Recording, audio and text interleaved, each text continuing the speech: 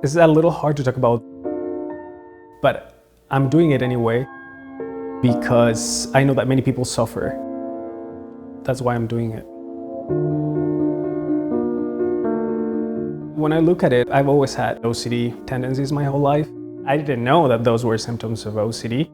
I didn't know they were a thing. I thought I was the only one in the world with that. At some point in my life, they got very debilitating, especially when my daughter was born. The obsessions in my case, they're called violent obsessions to the topic of my daughter and what if I could harm her or something like that.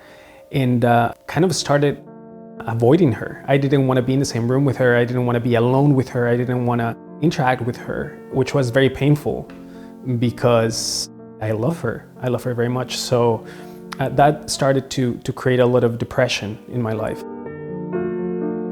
I went online during that time. I was like, I'm gonna seek help. And I found someone who supposedly treated OCD. So I went to see her and she officially diagnosed me with OCD. At some point, she said, there's this clinic and they're experts in treating OCD and all of that. And when she originally said that, I said, no, there's no way I'm going to a place like that. You know, there's a lot of stigma about mental health clinics. And it took me another couple of weeks to finally accept and ask her to give me a reference. And I called and I got admitted into the outpatient program. It was the very first day that I got there that I realized that this was something completely different than, every single therapist I had been with. That's when I realized that I was in the right place. For the first time, I felt kind of understood, and that also played a big part in my recovery, I think.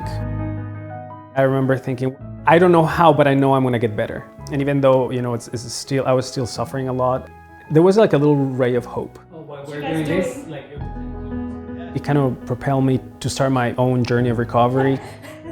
Name some famous skyscrapers. One of the things I was very happy about was that I could finally embrace my daughter again. That was the first time I realized that, this thing is working, the treatment. I learned that I don't need to let OCD dictate my life anymore. Part of what I learned was there were going to be some lapses and relapses. The end point of the treatment is not to get rid of the symptoms, but kind of develop a new relationship with the symptoms. Now I know how to handle my OCD symptoms much better, but also I try to help other people as a peer specialist for OCD. So I try to accompany other people in their journeys of recovery. There's a lot of stigma. There's also a lack of resources in the Spanish-speaking world, and that definitely translates into a lot of suffering for a lot of people who can't access treatment. To those people feeling that you are the only one suffering from this, or that nobody will ever understand, take a chance to be vulnerable and to seek help. There's hope. You deserve to get better, even if you don't feel like that right now.